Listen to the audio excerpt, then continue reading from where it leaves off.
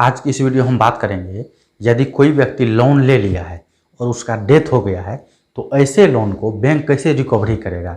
क्या उसका जो वारिस है, जो संतान है, जो बाल बच्चे हैं, क्या उसको ये लोन भरना पड़ेगा या क्या होगा, इसी के बारे में आज की इस वीडियो हम लोग विस्तार से जानेंगे।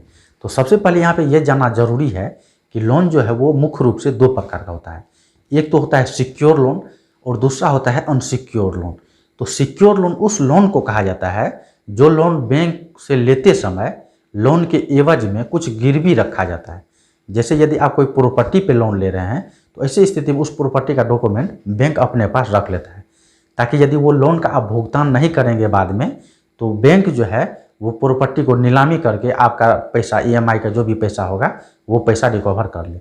इसी प्रकार KCC लोन होता है, वो भी सिक्योर लोन के अंतर्गत आता है। तो अब आप समझ गए होंगे कि सिक्योर लोन क्या होता है।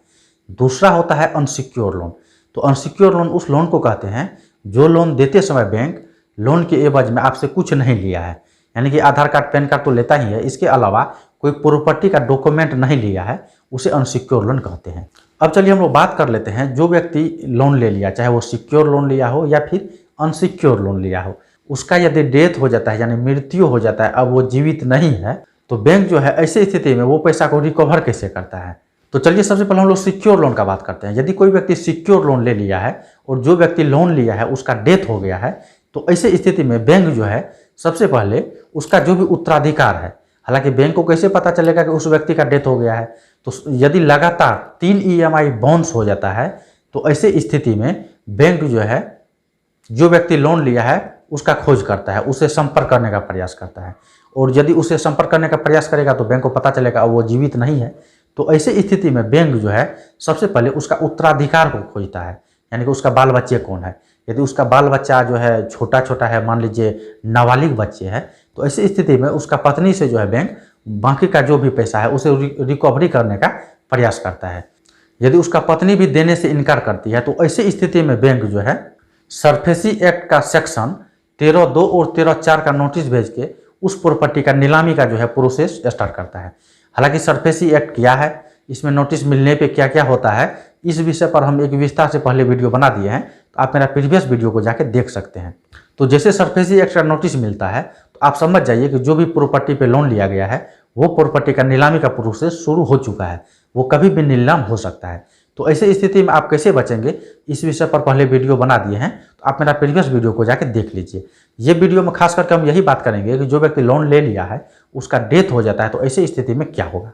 ठीक है, तो मान लेते जैसे आपको सरफेसी एक्ट का नोटिस मिल गया है और जो व्यक्ति लोन लिया है वो जीवित नहीं है, तो ऐसे स्थिति में यदि आप बैंक को मनाने का प्रयास कर रहे हैं, बैंक नहीं मान रहा है, वो अपना कानूनी प्रोसेस को आगे बढ़ा रहा है, तो ऐसी स्थिति में आपको डायरेक्ट जो है हाईकोर्ट जाना चाहिए और हाईकोर्ट में जो है रीट पिटीशन लगाना चाहिए एडवोकेट के हेल्प से। ठीक है, अब आप कहिएगा कि डायरेक्ट हम हाईकोर्ट कैसे जाए, तो आपको बता दें भारतीय संविधान का आर्टिकल 226 जो है यह आपको डायरेक्ट हाईकोर्ट जाने का अधिकार देता है। आप डायरेक्ट हाईकोर्ट जा सकते हैं और यहाँ आप यकीन मानिए यदि आप हाईकोर्ट चले जाएंगे तो यहाँ पे 99% जो है गारंटी है कि आपको हाईकोर्ट से रिलीफ मिल ही जाएगा। तो अभी तक जो आपको मैंने प्रोसेस बताया ये सभी लीगल प्रोसेस था। अब चलिए हम लोग बात कर लेते हैं कि प्रैक्टिकल लाइफ में क्या होता है।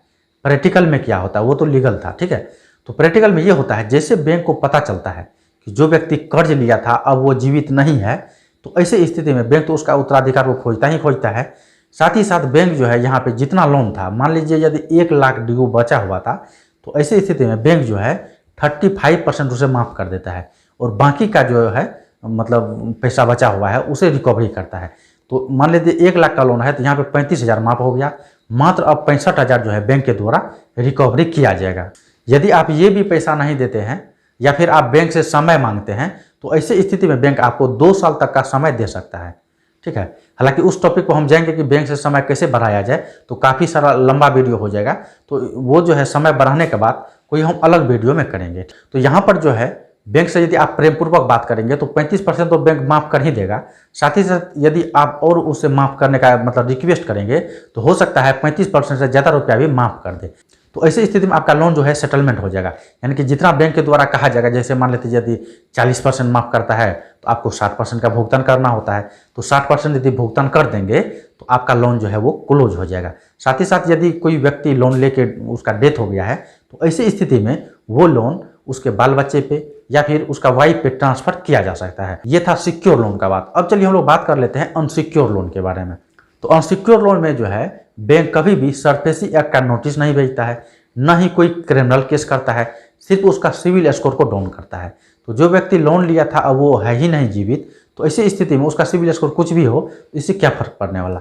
ठीक है, तो ऐसी स्थिति में बैंक जो है जो भी उसका उत्तराधिकार है उसके ऊपर सिर्फ दबाव बना सकता है लोन देने के लिए, इसके अलावा कोई लीगल एक्शन नहीं ले सकता है। खास करके प्रैक्टिकल लाइफ में ऐसा देखा जा रहा है, जो व्यक्ति अनसिक्योर लोन लिया हुआ है और उसका डेथ हो जाता है, तो ऐसी स्थिति में उसका जो भी उत्तराधिकार है उससे बैंक जो है सेटलमेंट के तहत मात्र 60 से 65% ही रुपया वसूल करता है। ठीक है, ज़्यादातर जो है वहाँ पे माफ़ कर दिया जाता है।